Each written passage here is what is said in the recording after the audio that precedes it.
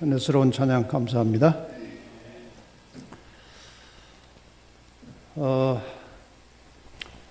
사실 전도회를 부탁을 받았는데 와서 보니까 전도회 해야 될 것 같지는 않고 이제 주로 성도님들 제가 위주로 말씀을 좀 드려야 될 것 같습니다. 그래서 오늘 원래 제목은 이제 구원받은 성도의 증거라고 이제 제목을 정했었는데 구원받은 성도의 이 생활, 삶에 대해서 좀 말씀을 드리겠습니다.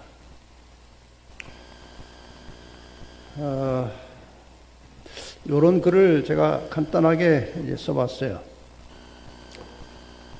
오늘을 충실하게 사는 사람에게 내일의 희망이 있다. 오늘을 충실하게 살다가 죽은 사람에게는 내일의 부활이 있다.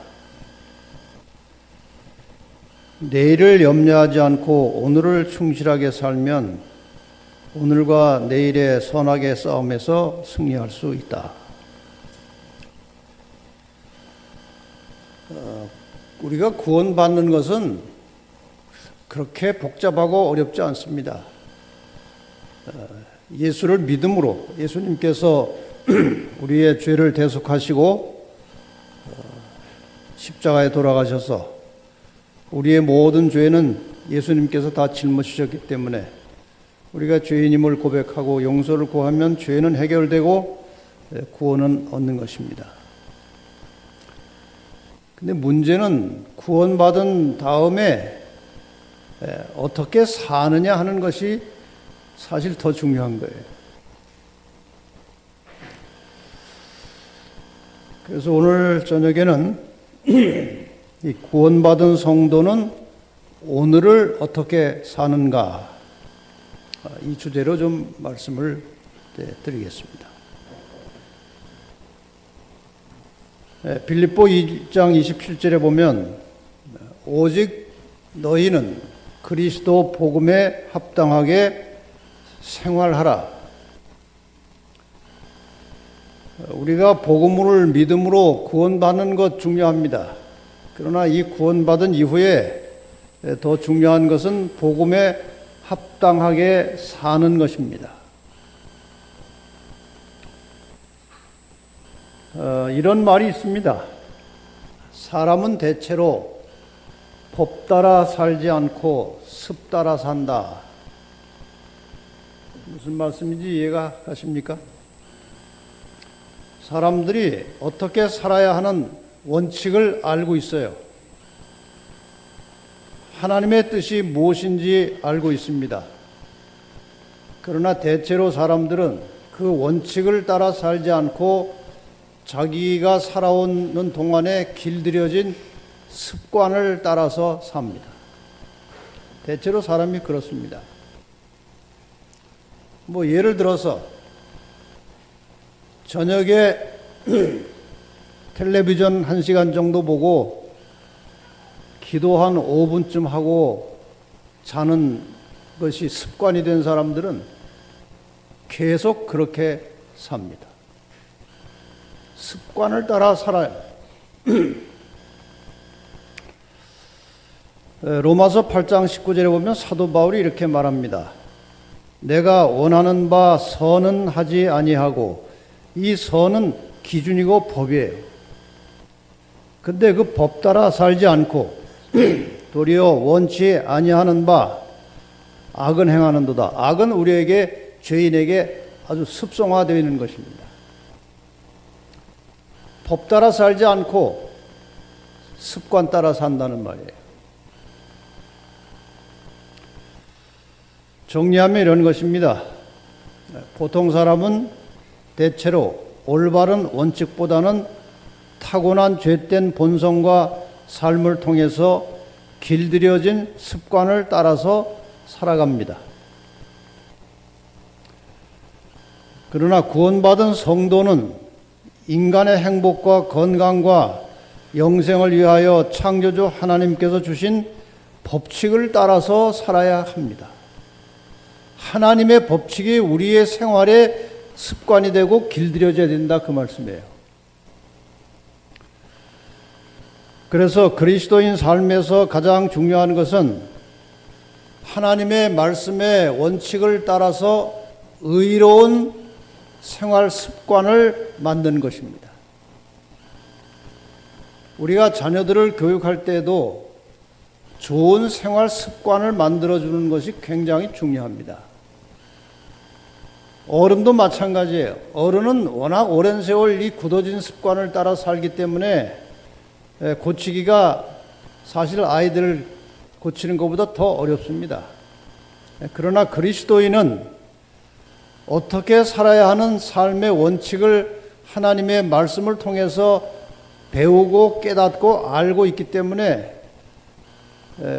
기도하고 성령의 능력을 빌려서 어떻게 해서라도 이 죄된 체질, 인간의 죄된 습관을 따라서 살아가는 우리의 삶의 스타일을 하나님의 말씀에 맞추어서 살아가는 훈련을 하고 연습을 해야 되는 것입니다. 성경의 원칙대로 좋은 습관을 만드는 것은 인간의 결심과 의지만 가지고 되는 것이 아니고 성령의 도우심이 필요합니다. 여기 이런 말씀이 있습니다. 종려계단에 나오는 말씀이에요. 우리는 우리가 빠진 죄의 구렁텅이에서 우리 자신이 힘으로 피해 나올 수는 없다. 우리의 마음은 악하지만 우리가 그것을 고칠 수 없다.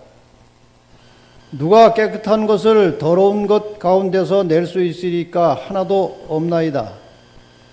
육신의 생각은 하나님과 원수가 되나니 이는 하나님의 법에 굴복치 아니할 뿐 아니라 할 수도 없습니다.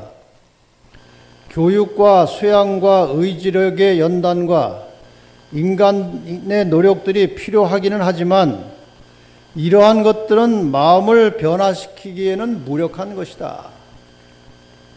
우리가 종종 결심을 합니다. 이렇게 살면 안 되는데 이렇게 살아야 되겠다 결심을 하지만 그 결심대로 잘 안 됩니다. 이것들이 혹 행위의 외형적 모양을 만들어낼 수 있다 할지라도 마음을 고칠 수는 없으며 생애의 동기를 깨끗게 할 수도 없다.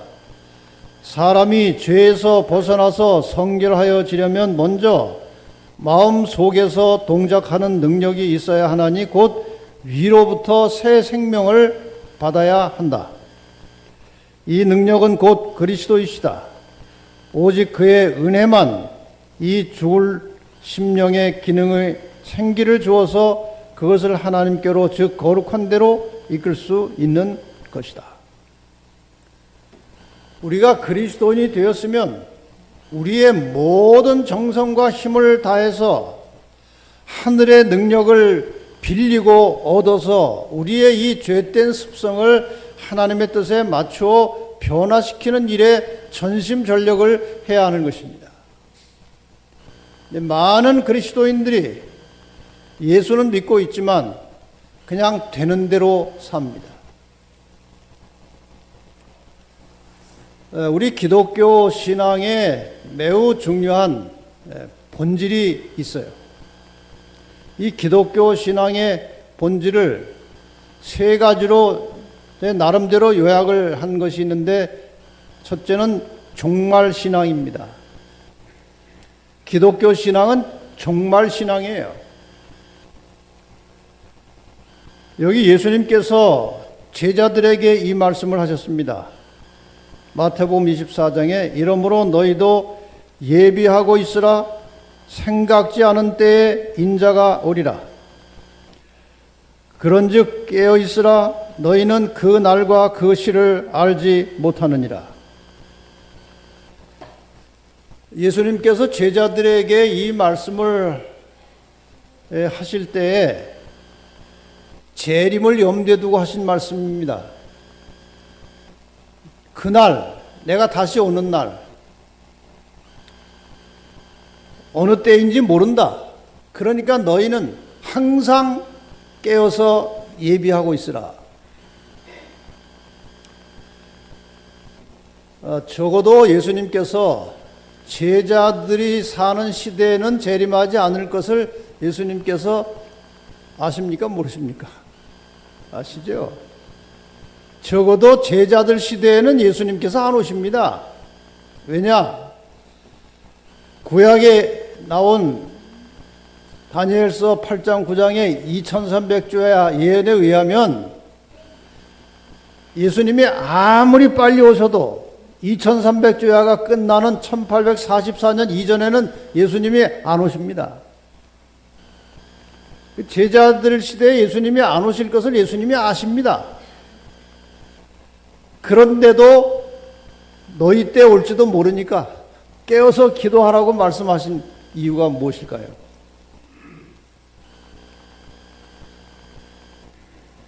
항상 그리스도인은 종말을 대비해서 사는 사람들입니다.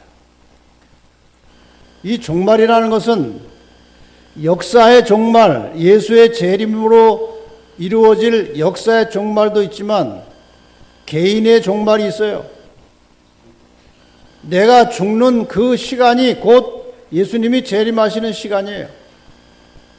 그래서 아무도 재림하는 날짜는 모른다 할지라도 내가 언제 죽을지 모르기 때문에 항상 주님의 재림을 맞이할 준비된 상태로 살라는 거예요. 이게 종말신앙입니다. 그 다음에 순교신앙이에요. 마태복음 16장 25절에 보면은 누구든지 나를 위하여 제 목숨을 잃으면 찾으리라. 자기 목숨을 얻고자 하는 자는 잃을 것이요 나를 위해서 제 목숨을 잃으면 찾겠다. 죽을 각오하라는 것입니다. 죽도록 충성하라. 그리하면 생명의 면류관을 얻을 것이다. 그래서 우리 믿음의 수많은 선조들이 이 부활의 신앙을 가지고 목숨을 바쳐서 하나님 앞에 충성하고 살았습니다. 순교신앙이에요. 하나님의 말씀과 타협하느니 하나님의 말씀을 순종하지 않고 세상과 타협하느니 차라리 죽겠다. 그 정도의 각오가 필요하다는 것이에요. 그리스도인에게는 그런 각오가 있어야 된다는 것입니다. 그 다음에 오늘 신앙입니다. 오늘. 그러므로 내일 일을 위하여 염려하지 말라. 내일 일은 내일 염려할 것이요 한날 괴로움은 그날에 족하니라. 그리스도인의 삶은 하루하루를 충실하게 사는 것입니다. 내일 있을 일 가지고 염려할 필요가 없는 것입니다. 하루하루를 충실하게 살라고 하는 것이 예수님의 가르침이에요. 우리가 오늘을 충실하게 살아갈 때 항상 염두에 두어야 할 우리의 그리스도인의 삶의 목표가 있어요. 이 목표의식이 없으면 오늘 하루를 어떻게 살아야 될지를 잘 모릅니다. 인간이 타락하고 예수님께서 오셔서 완전히 회복되는 이 사이 예수 그리스도의 십자가를 통해서 구원을 받은 성도들이 이 인간의 타락과 재림 사이를 어떻게 살아야 되느냐? 이것은 타락하기 전의 상태로 회복되는 것입니다. 인간이 처음 창조되었을 때 그 상태로 돌아가는 것이 이 구속 사업의 목적이에요. 그것을 우리는 다른 말로 성화라고 합니다. 인간이 처음에 어떻게 창조되었는지 우리가 잘 알고 있습니다. 하나님이 가라사대 우리의 형상을 따라 우리의 모양대로 우리가 사람을 만들자. 하나님이 자기 형상 곧 하나님의 형상대로 사람을 창조하시되 남자와 여자를 창조하셨다. 우리 인간은 매우 고귀한 존재입니다. 하나님의 형상을 따라서 창조된 피조물이에요. 그런데 하나님의 형상이 뭔지 잘 몰라요, 우리가. 이건 단지 어떤 외형적인 모양을 가리키는 것이 아니에요. 하나님의 속성, 하나님의 품성을 우리에게도 집어넣은 것입니다. 하나님의 성격을 우리에게도 집어넣으셔서 창조하신 거예요. 이게 죄 때문에 거의 다 훼손되었지만 인간 속에는 하나님의 속성이 있어요. 제가 최근에 책을 읽다가 이 하나님의 속성에 대해서, 하나님의 형상에 대해서 대단히 중요한 한 구절을 보게 되었습니다. 교육책에 보면 하나님께서 사람의 심령에 심으신, 이것이 그러니까 하나님이 인간을 창조할 때에 우리의 마음속에 심어 놓으신 사랑과 동정심은 거기서 천국에서 가장 참되게 가장 아름답게 행사될 것이다, 이런 말씀이 있어요. 그러니까 하나님께서 사람을 창조하실 때에 우리 인간 속에 불어넣은 속성 중에 굉장히 중요한 것이 있는데, 그는 하나님이 가지고 계신 사랑과 동정심이라는 속성을 우리에게 집어넣으신 거예요. 이것이 죄 때문에 거의 다 손상되었지만 여전히 우리의 마음 속에는 그 하나님께서 불어넣으신 속성이 있는 것입니다. 남을 위해서 희생하고 남을 사랑하고 남을 위해서 봉사하는 것이 좋은 것인 줄 우리가 다 알고 있어요. 그리고 그 일을 하고 나면 마음에 기쁨이 있어요. 제가 한번 아침에 이제 좀 이른 시간에 연합해서 일할 때 저희 이제 사택이 저기 위생병원 그 36 서울병원 안에 사택이 있었어요. 아침에 이른 시간에 이제 청량역에 가서 이제 기차를 타려고 택시를 탔습니다. 그 택시를 타고 청량역에 내렸는데 청량역까지 갔는데 요금이 얼마 나왔는가 하면은 3,100원이 나왔어요. 근데 이제 100원짜리가 없어가지고 그때 뭐 카드로 결제하는 때가 아니고 그냥 현금으로 이제 5,000원을 줬어요. 그랬더니 그 기사가 100원짜리 하나 없습니까? 그래요.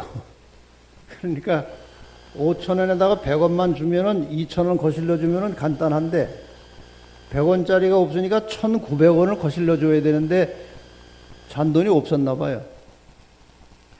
아, 죄송합니다. 이제 100원짜리가 없네요. 그랬더니 그 2,000원을 거실러 줘요. 계산상으로 누가 손해 본 거예요?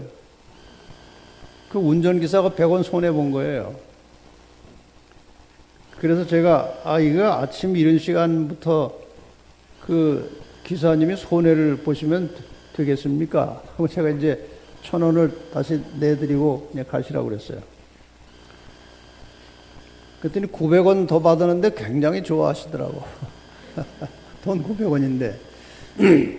근데 문제는 제가 900원을 더 주고 이제 택시 문을 닫고 나오는데 기분이 좋아요.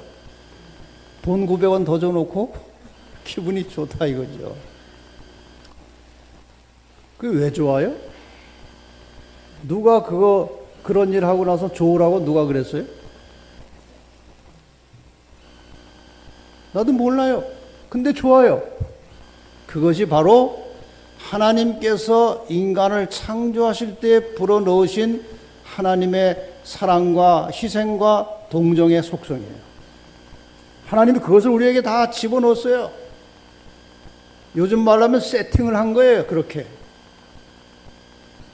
죄 때문에 그것이 거의 망가졌을 뿐이에요. 하나님께서 인간을 구원하신 목적은 그 원래 인간이 가졌던 하나님의 그 속성을 다시 원상태로 회복시키기 위해서 우리를 구원하신 거예요. 죄는 인간에게서 하나님의 형상을 훼손하고 거의 말살시켰다. 죄가 다 그것을 지워버렸어요. 그래서 이기적이 되어버렸어요. 인류를 위한 구원의 계획이 세워지고 유해의 생명이 허락된 것은 이것을 회복하기 위함이었다. 우리가 지금 구원을 받고 다시 생명을 연장하고 살고 있는 것은 그 하나님께서 우리에게 주신 속성, 그 사랑과 희생과 동정심을 회복하시기 위함이었다.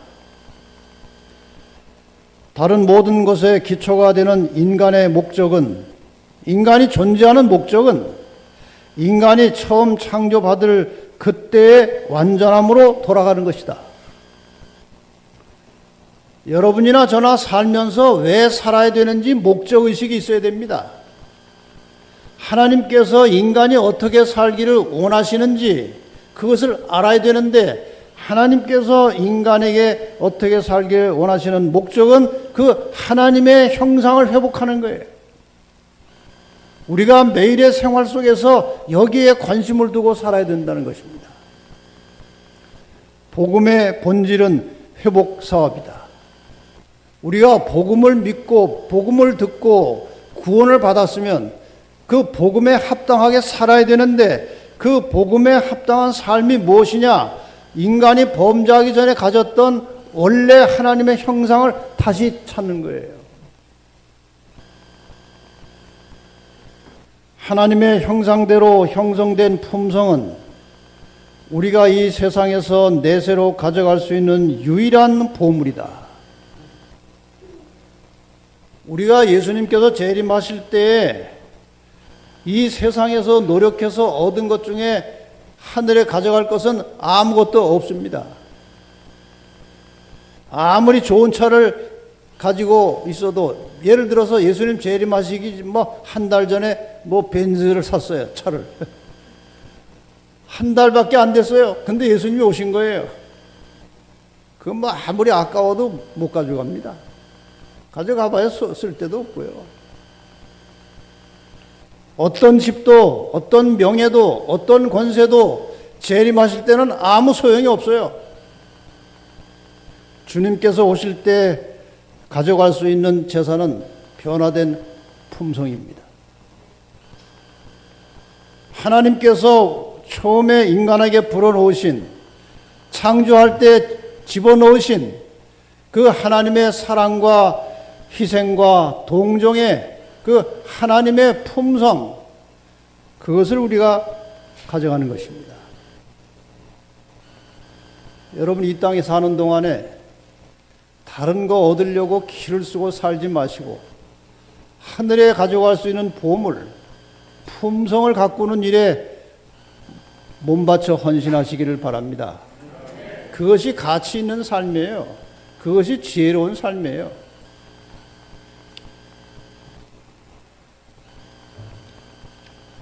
죄로 말미암아 사람에게 있는 하나님의 형상은 훼손되고 거의 지워졌다. 잃어버린 그것을 회복하는 것이 복음이 하는 일이다. 그러므로 우리는 이 일에 있어서 하나님의 역사에 협력해야 한다. 하나님께서 계속해서 우리에게 우리의 품성을 원래 가졌던 품성으로 바꿔주시기를 원하십니다. 우리도 그것을 원해야 합니다. 그리고 그것을 위해서 끊임없이 기도하고 하나님께 간구하고 하나님의 품성을 담기 위해서 늘 기도하며 노력하는 것이 살아있는 정상적인 그리스도인의 모습이에요. 사탄은 사람이 가졌던 하나님의 형상을 저하시키는 일에 성공한 것을 심히 기뻐하고 있었다. 그때 예수님께서 조물주의 형상을 사람에게 회복시키려고 오셨다. 예수님께서 이 땅에 오신 목적은 단지 우리를 죄로부터 구원하시는 것만이 아니고 죄로부터 우리를 구원하셔서 우리의 품성을 하나님의 품성으로 회복시키기 위해서 오셨다는 거예요. 그래서 예수님께서 이 땅에 오셔서 하신 일들을 우리가 잘 관찰해 보면 이 모든 인간의 회복을 위해서 예수님께서 어떻게 하셨는지 성경에 구구절절히 그런 말씀이 나옵니다. 마태복음 4장 23절에 보면은 같이 한번 읽어보겠습니다. 시작. 예수께서 온 갈릴리에 두루 다니사 저희 회당에서 가르치시며 천국 복음을 전파하시며 백성 중에 모든 병과 모든 약한 것을 고치시니. 이 마태복음 4장 23절은 예수님께서 이 땅에 오셔서 하신 모든 사역을 종합적으로 표현해 놓은 아주 중요한 구절입니다. 여기에 보면은 예수님께서 하신 일, 문법적으로 말하면은 동사가 3개가 나옵니다. 이 3개의 동사 속에서 예수님께서 인간의 회복을 위해서 무슨 일을 하셨는지 우리는 대단히 중요한 요소를 발견할 수 있어요. 가르치시며, 영어로 표현하면은 teaching입니다. 이 가르쳤다고 하는 것은 이런 내용들이에요. 성경에 이런 내용들이 많이 나옵니다. 너는 구제할 때 오른손에 하는 것을 왼손이 모르게 해라. 이런 걸 우리에게 가르쳐 주는 거예요. 그 다음에 전파하셨다. 천국 복음을 전파하셨다. 이것은 영어 단어로 preaching이에요. 이건 어떤 내용인가? 사람이 거듭나지 아니하면 하나님 나라를 볼 수 없느니라. 이런 것들은 하늘의 귀한 가르침을, 하늘의 귀한 교훈을 주시는 복음 전파예요. 성격이 다르죠. 오른손이 하는 것을 왼손이 모르게 하라는 말과 사람이 거듭나지 아니하면 하나님 나라를 볼 수 있다는 말은 성격이 다른 것입니다. 분야가 다른 거예요.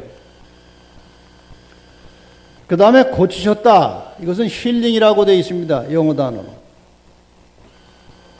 누가복음 5장 13절 내가 원하니 깨끗함을 받으라 하신데 문둥병이 곧 떠나니라. 이것은 고친 거예요. 병을 고친 것입니다. 예수님께서 이 땅에 오셔서 하신 일은 이 3가지입니다. 이것을 우리가 좀 더 의미를 가지고 설명하자면은 가르쳤다고 하는 것은 인간의 양심과 도덕성을 회복시키는 것입니다. 그 다음에 전파하셨다는 것은 이 도덕성은 사람과의 관계 속에서 이제 해결될 문제입니다. 전파하셨다는 것은 신앙심, 하나님과의 영적인 관계를 다시 연결시켜 놓으시는 일입니다. 이것은 하나님과의 관계를 회복하는 것입니다. 그 다음에 고치셨다는 것은 육체적 회복을 말합니다. 이것은 자기 자신을 어떻게 관리하고 살아야 될지를 가르쳐 주신 것입니다. 그래서 예수님께서 이 땅에 오셔서 우리에게 주신 교훈을 3분야로 나누면은 인간 관계 회복, 하나님과의 관계 회복, 그리고 자기 관리, 사람 사랑, 하나님 사랑, 자기 사랑, 이런 것입니다. 인간은 관계 속에서 존재합니다. 나와 하나님 사이의 이 수직적인 관계에 의해서 창조주와 피조물의 관계 속에서 우리가 존재하는 것입니다. 하나님께서 나를 창조하셨기 때문에 내가 존재하는 거예요. 피조물로서 존재하는 것입니다. 그 다음에 나와 다른 사람, 이웃과의 수평적인 관계, 이 2개의 수직과 수평 관계 속에서 한 인간이 존재하는 거예요. 다른 사람이 없으면, 이웃이 없으면 내가 존재할 가치가 없어요. 이 세상에 아무도 살지 않고 나 혼자 있다. 가정을 해봅시다. 나 혼자예요, 이 세상에. 아침에 일어나서 세수할까요, 안 할까요? 뭐라 합니까? 아무 의미가 없어요. 다른 사람이 존재하기 때문에 내가 존재하는 거예요. 사람 인자가 막대기 2개가 이렇게 기대고 있다는 것은 상당히 의미 있는 것입니다. 막대기 2개가 있어야 사람이에요. 인간이라고 하는 말도 그 간자는 사이 간자예요. 다른 사람이 있어야 같이 인간이 되는 거예요.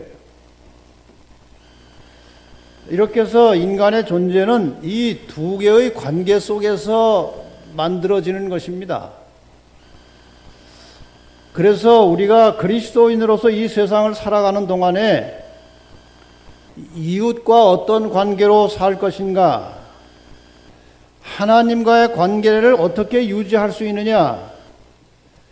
자신을 어떻게 관리하고 살 것이냐? 이 세 가지가 우리가 신앙을 하면서 관심을 쓰고 이 세 가지를 어떻게 이루고 어떻게 살고 해야 될 것인지를 이 세 가지 범위 안에서 항상 우리는 생각을 해야 하는 것입니다. 결론부터 말씀드리면 이 모든 관계의 핵심은 중심은 사랑이라고 하나님께서 가르쳐 주셨습니다. 사랑의 관계. 자, 그러면 하나님을 사랑하라고 하는 이 말씀을 조금 생각해 보십시다. 하나님을 사랑하라. 신명기 30장 20절에 보면은 내 하나님 여호와를 사랑하고 그 말씀을 순종하며 또 그에게 부종하라. 이 부종하라는 말이 좀 어려운 단어인데 이거는 아주 딱 달라붙어 있는 것입니다. 굳게 결합되어 있는 밀착된 상태를 말하는 것입니다. 하나님을 사랑하고 그분의 말씀에 순종함으로 그분과 완전히 밀착된 관계로 살아가라는 거예요. 자, 하나님과 연합되는 조건이 있습니다. 우리가 어떤 상태에서 하나님과 결합이 되고 하나님과 연합이 되느냐? 첫째로 시편 66편 18절에 보면은 내가 내 마음에 죄악을 품으면 주께서 듣지 아니하시리라. 하나님은 죄를 미워하고 싫어하는 것이 아니고 하나님은 죄와 같이 공존할 수가 없어요. 죄가 하나님을 만나면 이 죄는 폭발해 버립니다.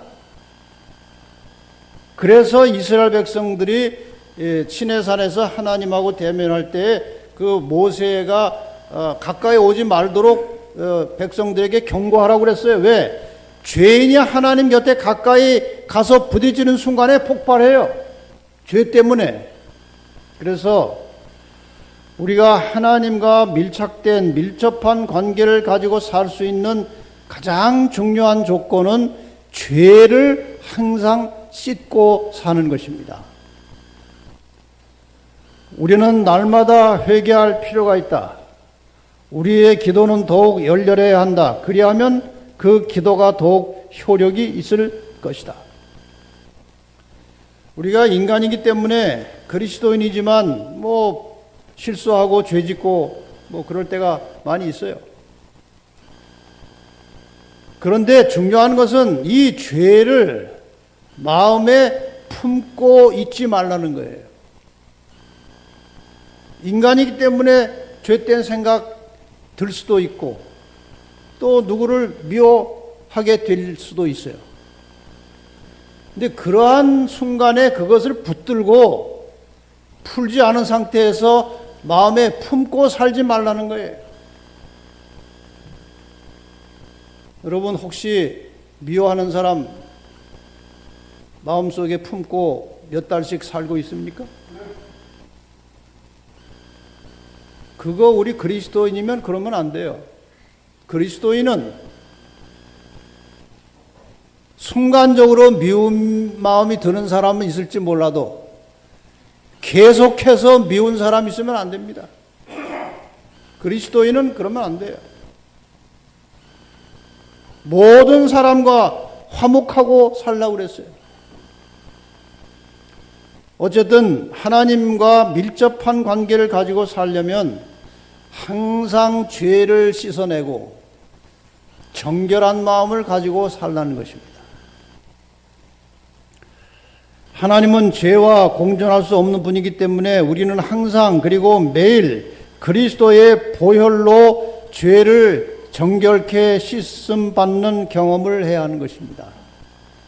여러분 저녁에 잠자리에 들기 전에 죄된 생각이 혹시라도 남아있으면 주님의 보혈로 깨끗하게 씻고 편안하게 잠들시기 바랍니다. 이게 그리스도인이 살아가는 생활입니다. 날마다 죄를 씻고 용서받는 경험이 없으면, 다시 말해서 죄가 계속 쌓여지면 양심이 무뎌지고 마비되어서 나중에는 죄에 대한 감각이 둔해져서 죄책감을 느끼지 못하게 됩니다. 이렇게 되면 참 문제예요. 항상 우리의 양심은 예민해야 돼요. 아주 사소한 죄에 대해서도 그 죄를 죄로 느낄 수 있어야 됩니다. 그러려면 날마다 죄를 씻어내고 항상 깨끗한 상태로 있어야 죄가 들어오면 금방 감지가 되는 것입니다. 그래서 죄를 늘 깨끗하게 씻어내고 살아야 된다는 거예요. 그래서 우리는 매일 죄를 고백하고 정결함을 유지하다가 하나님을 예배하는 안식일이 되면 감사와 기쁨의 마음으로 예배에 참여해야 하는 것입니다. 여러분, 안식일에 교회에 와서 죄 용서를 구하는 것은 올바른 기도가 아닙니다. 이 안식일이라고 하는 거룩한 시간 속에 들어오기 전에 죄를 다 씻고 깨끗한 마음으로 안식일 시간에 들어와야 돼요. 그러니까 안식학교 시간에 무의식 중에 그런 기도들을 많이 하십니다. 하나님 아버지, 한 주간 동안 지은 죄를 다 가지고 나왔습니다. 용서해 주세요 하면 다들 아멘 그래요. 근데 하나님께서 그 기도를 들으실 때는 그건 합당한 기도가 아니에요. 안식일의 시간 속에 들어올 때는 죄를 가지고 들어오면 안 됩니다. 금요일 예비일에 안식일 맞이하기 전에 그 예비일에 죄를 다 씻어내고 깨끗하게 해서 들어와야 돼요. 그 기도를 하나님께서 들으시면 뭐라고 하실까요? 상상해 보세요. 죄를 집에서 다 깨끗하게 하고 교회를 와야지 어떻게 죄를 여기 가져왔냐? 그 다음에 왜 그거를 매일매일 죄를 씻지 않고 한 주 1분씩 몰아서 가져왔냐? 그거 하나님께 원하시는 게 아니에요. 그래서 항상 안식일이 오면 다 해결하고 안식일 속에 들어올 때는 구원의 기쁨이 충만해서 감사와 기쁨이 넘치는 시간이 되어야 하는 것입니다. 그게 안식일이에요. 그래서 그 안식일 날 주님이 재림하셔도 구원 받을 수 있어야 되는 거예요. 그 안식일을 통해서 우리는 늘 자기를 깨끗하게 하는 경험을 한 주일마다 계속하면 사람이 그게 성화되는 거예요. 그래서 하나님께서 내가 너희를 거룩하게 하는 여호와인 줄 알게 하려 하여 내 안식일을 주어 너희와 나 사이에 표징을 삼았다고 그랬어요. 안식일을 제대로 지키면 거룩하게 돼요. 변화되고 성화되는 것입니다. 그래서 안식일이 중요한 거예요. 예배에 대해서 잠깐 생각하겠습니다. 예배는 창조주와 피조물 관계에서 성립이 되는 것입니다. 예배자는 창조주를 자신의 주권자로 인정할 때에 예배가 성립되는 것입니다. 주권자라는 것은 내 가진 모든 것의 주인이 하나님이라는 것입니다. 내가 가진 것 중에 가장 소중한 생명, 하나님의 것입니다. 맞습니까? 생명과 시간은 같은 거예요. 생명이 있어야 시간이 있어요.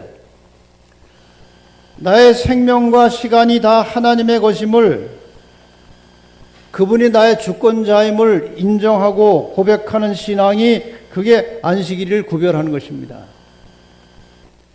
7일 시간 전체가 다 하나님의 것입니다. 하나님의 생명이고 하나님의 시간이에요. 이것이 다 하나님의 생명이고 시간인 것을 인정하는, 고백하는 것이 안식일을 구별해서 거룩히 지키는 거예요. 안식일만 하나님의 시간이 아니에요. 전체가 하나님의 시간이라는 사실을 고백하고 인정한다는 신앙입니다. 그것이 안식일이에요. 그 다음에 물질을 가지고 삽니다. 우리가 가지고 있는 모든 재물, 물질은 창조주 하나님의 것입니다. 사람이 어떤 방법으로 돈을 벌었든지 간에 그 재물은 하나님의 것이에요. 땅속에 수많은 지하 자원이 있습니다. 그거 다 하나님 재산이에요. 산에 무수하게 많은 나무가 있어요. 그거 다 하나님의 것이에요. 사람들이 그런 거 다 이용해가지고 돈을 벌기 때문에 다 하나님의 것입니다. 그래서 내가 가지고 있는 물질 전체가 다 하나님의 것입니다. 그걸 고백하는 것이 11조예요. 10분의 1만 하나님의 것이 아니고 내 재물 전체가 창조주 하나님의 것입니다를 인정하고 고백하는 그 신앙이 11조예요. 여러분 11조 낼 때 절대로 손 떨지 마시기 바랍니다. 하나님 감사합니다. 이게 다 하나님의 것인데 저에게 10분의 9를 주시고 10분의 1만 내라고 하셔서 감사합니다. 그러고 내셔요. 그게 정상입니다. 다 하나님의 것이니까요. 우리가 하나님과 연결된 증거, 우리가 그리스도와 연결되어 있음을 증거해 주는 것은 우리의 말과 행동과 우리의 성품이 하나님의 뜻과 일치되어 있는 일이다. 말씀의 빛을 주의 깊이 연구하면 그리스도에 대한 진정한 사랑이 마음속에서 일어나게 해준다. 그리고 사랑은 순종으로 나타난다. 하나님을 사랑하고 그분의 계명을 지키는 자들과 그분을 사랑하지 않고 그분의 계명을 무시하는 자들을 구별하는 선은 분명하고 뚜렷할 것이다. 하나님을 사랑하는 증거가 무엇이냐? 그분의 말씀을 깊이 상고하고 깨달은 교훈들을 즐거운 마음으로 순종하는 것입니다. 여러분, 하나님께서 우리에게 하신 모든 말씀에 순종하는 것은 인간 존재 자체의 축복이 되는 것들이에요. 하나님께서 인간을 창조하셨기 때문에 인간의 모든 필요와 인간의 의미를 하나님이 가장 정확하게 아십니다. 그래서 하나님이 하라고 하면은 절대로 손해볼 게 없어요. 하나님 말씀에 절대 순종하고 복종하는 삶을 통해서 하나님 사랑하고 하나님께 충성을 다하시기를 바랍니다. 그 다음에 사람 사랑이, 하나님께서 사람을 사랑하라고 하셨는데 이 말씀을 우리는 읽을 때마다 조금 마음에 부담이 오는 성경절이 하나 있어요. 누구든지 하나님을 사랑하노라 하고 형제를 미워하면 이는 거짓말하는 자니 보는 바 그 형제를 사랑치 아니하는 자가 보지 못하는 바 하나님을 사랑할 수 없느니라.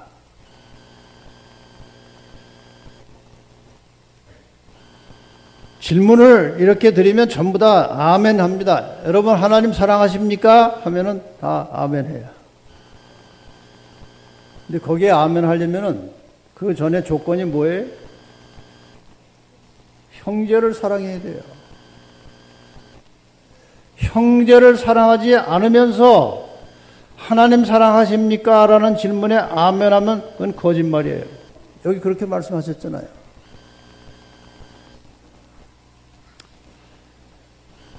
제가 저는 이제 모태신앙이라 평생 동안 그저 교회 안에서만 살았어요. 근데 교회 안에서 제가 신앙생활을 하고 목회를 하고 설교를 하고 이렇게 하면서 뼈저리게 느낀 것은 그리스도인의 삶에 있어서 가장 중요한 것은 나와 함께 살아가는 사람에 대하여 어떤 마음을 품고 사느냐 하는 거예요. 겉으로 나타나는 행동은 속하고 다를 수 있어요. 우리가 교회에 와서 집사님 속으로 뵈기 싫은 집사님이 하나 있는데 웃으면서 집사님 안녕하세요 보고 싶었어요 말을 그렇게 할 수 있어요. 하나님은 우리의 중심을 보십니다. 이거 굉장히 중요한 거예요. 그래서 그리스도인의 삶에 있어서 가장 중요한 것은 어떻게 사느냐, 어떻게 행동하느냐, 무슨 말을 하느냐가 아니에요. 다른 사람을 내가 어떻게 생각하느냐 하는 거예요. 하나님은 그것을 보십니다. 그리스도인은 모든 사람과 화목하게 살라고 하나님께서 가르쳐 주셨습니다. 모든 것이 하나님께로 났나니 저가 그리스도로 말미암아 우리를 자기와 화목하게 하시고 또 우리에게 화목하게 하는 직책을 주셨으니, 이 성경절을 제가 도표로 설명을 하겠습니다. 하나님과 나 사이 죄 때문에 불화하게 되었습니다. 원래는 화목했는데 죄의 지음으로 하나님과 나 사이가 불화하게 되었어요. 하나님과 불화한 상태에 있으면 다른 사람과도 불화할 수밖에 없습니다. 그런데 하나님과 나 사이에 불화를 일으켰던 죄를 예수님께서 십자가로 해결하셨어요. 그래서 죄가 용서되고 나와 하나님 사이가 화목하게 되었다는 것입니다. 하나님과 화목하게 된 사람들에게 화목하게 하는 직책을 주셨다는 말은 무슨 뜻인가요? 다른 성도들과 화목하라는 것입니다. 구원을 받고 하나님과 화목되었으면 다른 사람들, 특히 다른 신자들과 화목한 관계로 살라는 것입니다. 여러분, 한번 지금 이 시간에 생각을 잠깐 해보시기 바랍니다. 오산교회 함께 신앙생활하는 사람들 가운데 혹시 내가 속으로 불화한 사람이 없는지, 혹시 불화한 사람이 있다면 하나님과 화목된 자들은 모든 사람과 화목하게 사는 것이 정상이고 그것이 하나님과 화목되었다는 증거입니다. 우리가 구원받고 하나님과 화목되었다는 증거는 다른 사람과 화목하게 사는 것이에요. 그래서 혹시 상대방도 알고 나도 아는 불화가 있으면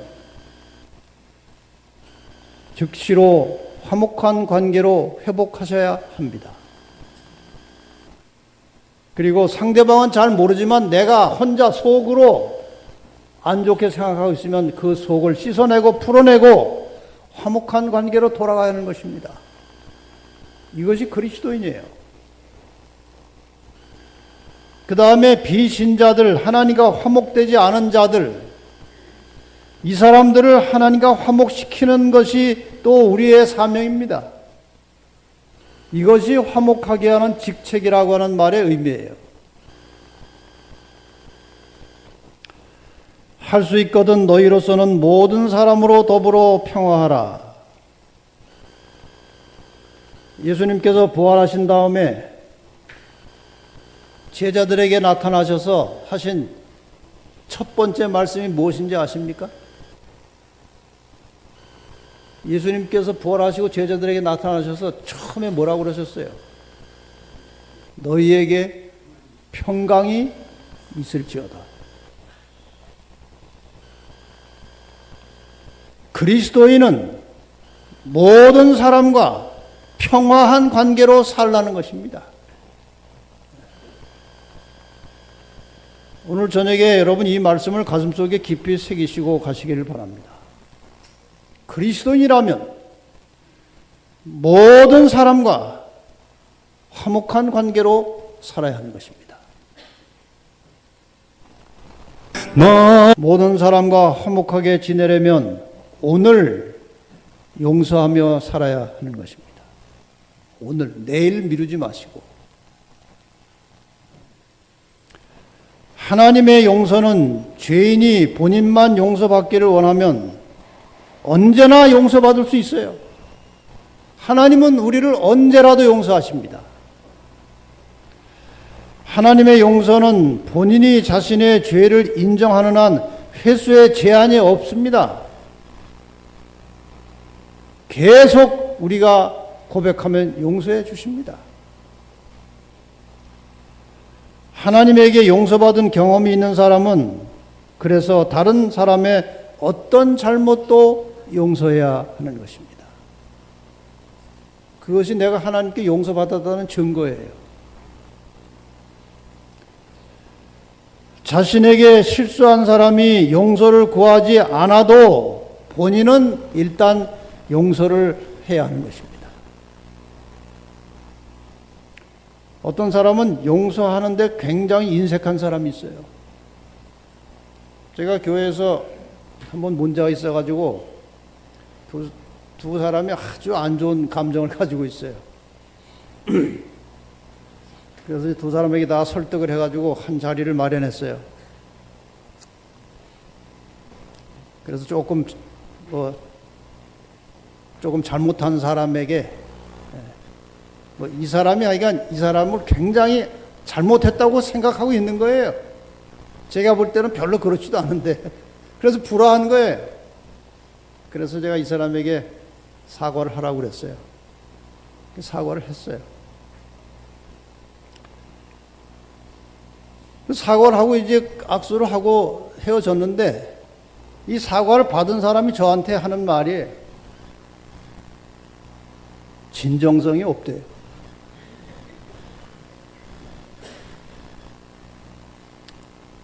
예내신에 그 말씀 나옵니다. 상대방이 사과를 하지 않아도 용서하는 것이지만 사과했을 때 진정성이 없다는 말 하지 말라고 그랬어요.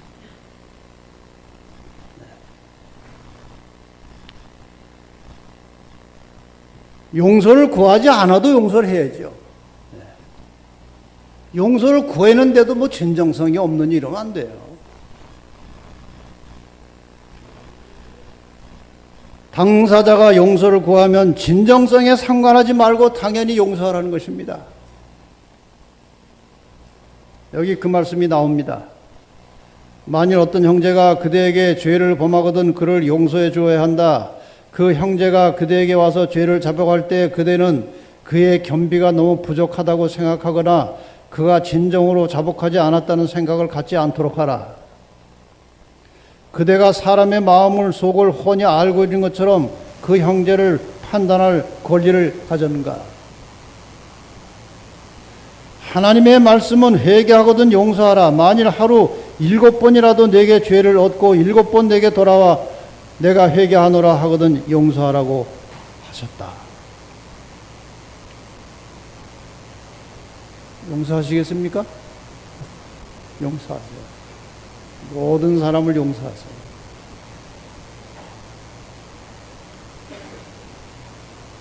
그러므로 누구든지 남에게 대접을 받고자 하는 대로 남을 대접하라고 말씀하십니다. 이것을 황금률이라고 그래요. 황금률. 다른 사람들과 교제할 때 그들의 처지에 서도록 하라. 그들의 감정과 그들의 고충과 그들의 실망과 그들의 기쁨과 그들의 슬픔에 들어가라. 자신을 그들과 동일시하라. 그리고 그들과 처지가 바뀌었을 때 그들에게 대접을 받고자 하는 그대로 그들에게 행하라. 이것이 성실의 진정한 법칙이다. 이 말씀이었어요. 그 다음 말씀이 참 중요합니다. 이것은, 이렇게 대접하는 것은 내 이웃을 내 몸과 같이 사랑하라는 율법의 또 다른 표현이기도 하다. 이것은, 대접하는 것은 하늘의 원칙이므로 하늘의 거룩한 교제에 합당한 모든 사람에게서 개발될 것이다. 여러분, 사랑하라고 하는 말 많이 듣습니다. 또 대접하라는 말 많이 들어요. 이 두 말은 다른 말이 아니에요. 너희가 서로 사랑하라고 하는 것은 추상적인 감정이에요. 그 사랑의 구체적인 표현이 무엇이냐? 대접을 받고자 하는 대로 대접하는 것입니다. 그것이 사랑이라고 했어요. 여기 대접하라고 하는 말씀을 가지고 제가 1시간 설교를 한 게 있는데 그것을 요약하면 이런 것입니다. 대접이 뭐냐? 마음 속으로 사람을 좋게 생각하는 거예요. 이게 가장 중요한 거예요.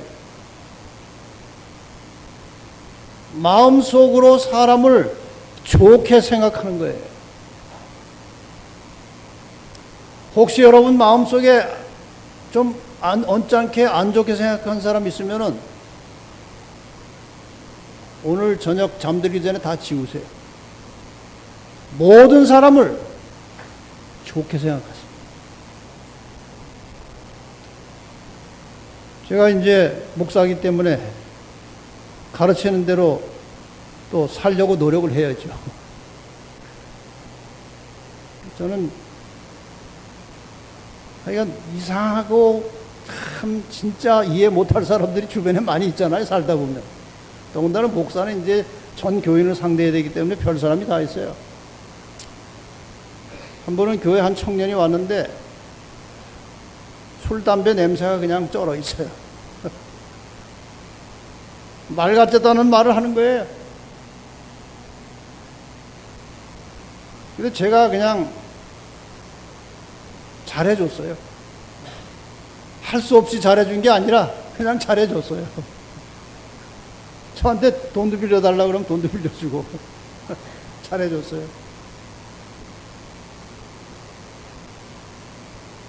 그래서 어쨌든 계속해서 사람을 좋게 생각하고 이제 잘해주는 것이 그리스도인의 의미이고 또 제가 설교하는 목사로서 그렇게 하다 보니까 우리 집사람이 보니까 말이에요. 이상한 사람들이 나를 좋아하는 거예요. 그래서 언제 한번 그런 말을 해. 당신은 왜 이상한 사람들이 좋아해? 말을 좀 똑바로 하세요. 이상한 사람도 좋아하는 거지.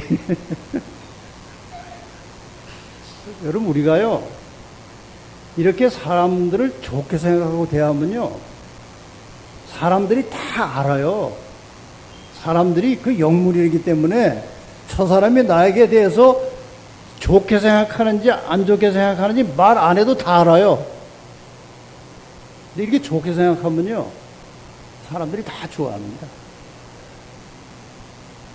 그리고 항상 대접하고 손해보고 사는 거예요. 항상 베풀고 나누어주고 대접하고 손해보고 살면요, 사람들이 다 좋아해요. 그럼 사람이 기분이 좋은 거예요. 남들이 날 좋아하면 기분이 좋은 거예요. 그러면 건강해지는 것입니다. 이것이 하나님께서 가르쳐 주신 삶의 원리예요. 그래서 대접하라고 그러시는 거예요. 그래서 용서하라고 그러시는 거예요. 용서 안 해봐야 자기만 손해입니다. 제가 가끔 요양원에 이제 강의하러 한 주일 동안 다닐 때가 꽤 있었어요. 그 요양원에 가면요, 암 환자들 많아요. 여자 암 환자들이 더 많이 와요. 남자들은 바빠서 그래도 여자 암 환자가 많더라고요. 원인을 물어보면은 바람난 남편 때문에 암 걸린 사람 많아요. 남편이 바람났어요. 죽이고 싶도록 미워요. 당장 이혼은 어렵고 먹고 살아야 되고 애들도 있고 하니까 이혼 안 하고 그냥 사는 거예요. 근데 미워 죽겠어요. 쳐다보기만 해도 미운 거예요. 그런 미움을 가지고 1년 반을 살면요, 병이 옵니다. 미움 받는 남편은 멀쩡한데 미워하던 사람이 병 걸리는 거예요. 그래서 하나님께서 용서하라고 말씀하신 거예요. 남을 위해서가 아니고 너를 위해서 용서하라는 거예요. 다른 사람에 대해서 좋은 말을 하라는 거예요. 안 좋은 말 자꾸 하지 말고. 이게 습관이 된 사람은요, 입만 열면 남 안 좋은 얘기 하는 사람들이 있어요. 아주 안 좋은 습관입니다. 항상 다른 사람을 좋게 얘기해 보세요. 얻는 것이 많습니다. 좋은 얘기 해보세요. 다른 사람에게도 그 사람 좋다고 얘기하고 그 사람 앞에서도 그 사람 좋은 점 얘기해주고, 그거 얼마나 나중에 재산이 늘어나는지 몰라요. 그걸 자꾸 하다 보면.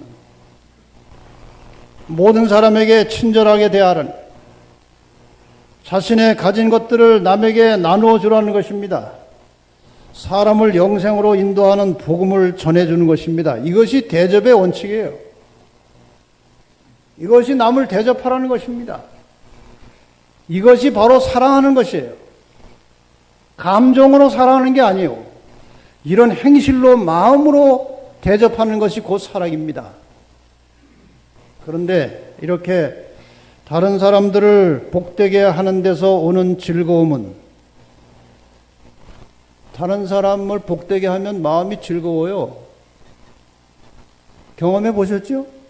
봉사하고 나면, 남을 위해서 희생하고 나면 즐겁죠. 신경들을 통하여 감각의 행복감을 전달해주고 혈액순환을 촉진하며 정신과 신체의 건강을 증진시킨다. 이게 하나님이 주시는 복입니다. 이렇게 남을 대접하고 사랑의 마음을 품고 용서하고 살면 자기가 좋아지는 거예요. 이것이 생명의 원리입니다. 우리가 그리스도인 성품을 개발시키는 일은 고통당하고 괴로워하는 자들에게 그리스도께서 하신 것처럼 봉사함으로 그리스도의 사업을 행할 때에 이루어진다. 이렇게 살면서 품성이 하나님을 닮아가는 것입니다. 하나님의 품성은 사랑과 희생입니다. 그 품성 때문에 죽을 수밖에 없는 인간들을 살려내시기 위해서 독생자 예수 그리스도를 희생시킨 거예요. 그 희생이 사랑입니다. 그리고 그 독생자 예수 그리스도의 희생을 통해서 구원받는 사람들이 나올 때 하나님은 매우 기뻐하시는 겁니다. 이 원리가 마찬가지예요. 우리가 다른 사람들에게 베풀고 나눠주고 자신을 희생할 때 그것을 통해서 상대방이 기뻐하고 즐거워하는 것을 보고 내가 행복감을 느낀다면 이것이 하나님의 품성이에요. 하나님께서 우리가 그렇게 살기를 원하시는 것입니다. 내가 가지고 있는 모든 것이 내 것이 아니고 하나님께서 주신 것이기 때문에 이 하나님이 주신 것을 가지고 남에게 베풀고 나누고 다른 사람의 유익과 행복을 위해서 내 모든 것을 희생할 때 그 받은 사람이 행복해하는 모습을 보고 행복감을 느낀다면 그것이 구원받은 증거라고 그랬어요. 그것이 구원받은 증거예요. 그것이 하늘 백성이라는 증거입니다. 그래서 하나님 사랑과 이웃 사랑을 제가 대략 요점만 말씀을 드린 것이니까 여러분들 알아서 잘 하세요. 자기 사랑은 이제 시간이 많이 지나서 제가 자세하게 할 시간은 없고, 어쨌든 우리가 이 가진 몸이 내 것이 아니고 하나님의 성전이라고 하는 개념을 가지고 신체 관리, 마음 관리, 영성 관리 이제 잘 하셔야 되고, 깨끗한 음식 드시고,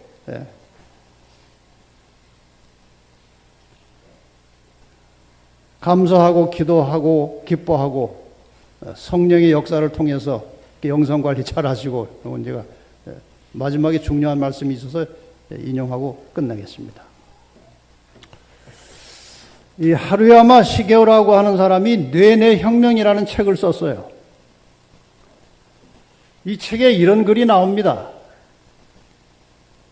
전자현미경 발명자인 후나이 사치오 씨는 이 사람보다 더 선배 중에 한 사람이 후나이 사치오라는 사람이 있었는데 전자현미경을 발견해가지고 평생 동안 사람의 세포와 생명 현상만 관찰하다가 죽은 사람이에요. 굉장히 깊이 이 생명과 세포를 연구한 사람이에요. 그 사람이 뭐라고 말했는가 하면은 우주 전체에 창조주의 의지가 작용하고 있다고 말했다는 거예요. 일본 사람은 이런 말 웬만해서는 안 합니다. 근데 이 사람이 이 인간의 세포와 생명 현상을 깊이 연구해 보니까 온 우주에 창조주가 뭔가 일을 하고 있다는 사실을 발견한 거예요. 그렇게 말하고 있는데 자기는 이렇다는 거예요. 나는 그 의지가, 창조주의 의지가 유전자라는 형태로 우리 몸 안에 새겨져 있다고 생각한다. 하나님의 뜻이 우리의 유전자 속에 들어있다는 것이에요. 아까 제가 예를 들었습니다. 남을 위해서 봉사하고 희생하고 헌신하면 기분이 좋다. 이것이 하나님의 뜻인데 그것이 우리의 유전자 속에 들어있는 거예요. 그래서 기분이 좋은 거예요. 창조주의 의지에 합당한 사람은 살아남고 그 하나님께서 불어넣으신 하나님의 뜻대로 사는 사람은 살아남고 합당하지 않은 자는 소멸하는 메커니즘이 인간의 몸 안에 장치되어 있는 것이다. 여러분, 이건 굉장히 중요한 말이에요. 우리의 운명은 스스로 결정하는 것입니다. 창조주의 의지, 하나님의 뜻, 여기에 합당한 사람은 살아남는다는 말은 무엇입니까? 하나님의 뜻대로 사는 사람들은 영생한다는 말이에요. 창조주의 의지에 합당하지 않은 자는 소멸하는 메커니즘이 인간의 몸 안에 장치되어 있다. 하나님의 뜻대로 살지 않는 사람은 멸망하게 되어 있다는 것입니다. 우리가 정말 하나님을 믿고 신앙을 하고 영원한 생명을 향해서 가고 있다면 하나님의 뜻에 순응하는 성도들이 되시기를 바랍니다. 하나님의 뜻이 지금 말씀드린 그런 것들이에요. 하나님 사랑, 이웃 사랑의 중요한 점을 저는 몇 가지 말씀을 드렸는데 그런 것들입니다. 그런 말씀의 뜻을 따라서 사는 사람은 살아남고 그것을 거스리는 자는 죽는다는 것입니다. 한문에 또 이런 말씀이 있어요. 비슷한 말이에요. 순천자는 흥하고 역천자는 망한다. 하늘의 뜻을 따라 사는 사람은 흥하고 하늘의 뜻을 거스리는 자는 망한다는 거예요. 이제 생각을 좀 하고 사시기 바랍니다. 너희가 어찌 양식 아닌 것을 위하여 은을 달아주며 배부르게 못할 것을 위하여 수고하느냐? 헛수고 좀 하지 말고 아무 소득도 이득도 없는 것 때문에 신경 쓰고 애쓰고 돈 쓰고 하지 말고 나를 청종하라는 거예요. 내 말대로 살라는 것입니다. 하나님 말씀대로 살라는 거예요. 그리하면 너희가 좋은 것을 먹을 것이며 너희 마음이 기름진 것으로 즐거움을 얻으리라.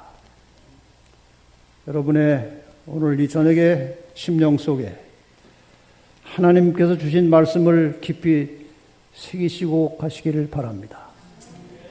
주님 오시는 날까지 이 말씀을 가슴속에 뼛속 깊이 새기셔서 항상 즐거운 마음으로 하나님 말씀에 순종하며 다른 사람들에게 베풀고 나누고 돕고 대접하는 그런 사랑의 정신을 가지고 건강하고 행복하게 살아가는 성도들이 되시기를 바라면서 오늘 말씀을 여기서 마치겠습니다.